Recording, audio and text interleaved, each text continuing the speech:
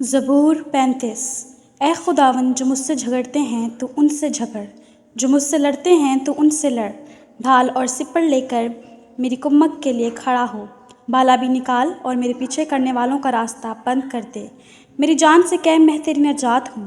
جو میری جان کے خواہ ہیں وہ شرمندہ اور رسوا ہوں، جو میرے نقصان کا منصوبہ باندھتے ہیں وہ پسپا اور پریشان ہوں۔ وہ ایسے ہو جائیں جیسے ہوا کے آگے بھوسا، اور خداوند کا فرشتہ ان کو ہانکتا رہے۔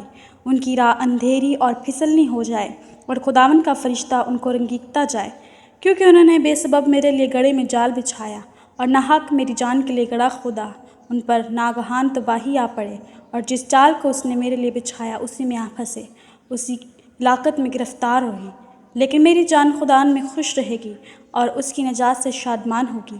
میری سب ہڈیاں کہیں گی، اے خدا، تو سا کون ہے جو غریب کو اس سے ہاتھ سے جو اس سے زوراور ہے، اور مسکین محتاج کو غیرتگر سے چھڑاتا ہے؟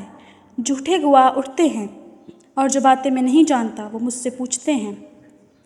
وہ مجھ سے نیکی کے بدلے بدی کرتے ہیں، یہاں تک کہ میری جان بے کس ہو جاتی ہے۔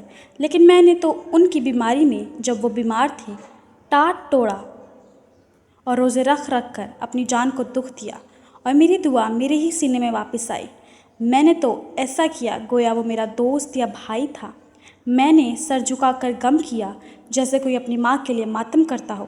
پر جب میں لنگڑانے لگا وہ خوش ہو کر اکٹھے ہوئے۔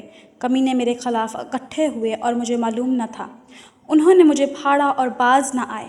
زحفتوں کے بدتمیز اور مسخروں کی طرح انہوں نے مجھ پر دان پیسے۔ اے خداوند، تو کب تک دیکھتا رہے گا؟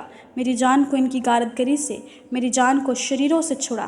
میں بڑے مجمع میں تیری شکر گزاری کروں گا، میں بہت سے لوگوں میں تیری ستائش کروں گا۔ جو ناحق میرے دشمن ہیں مجھ پر شادیانہ نہ بجائیں، اور جو مجھ سے بے سبب عداوت رکھتے ہیں چشم زنی نہ کریں، کیونکہ وہ سلامتی کی باتیں نہیں جانتے، بلکہ ملک کے امن پسند لوگوں کے خلاف مکر کے منصوبے باندھتے ہیں۔ یہاں تک کہ انہوں نے خوب منہ پھاڑا اور کہا، ہا ہا ہا، ہم نے اپنی آنکھ سے دیکھ لیا ہے۔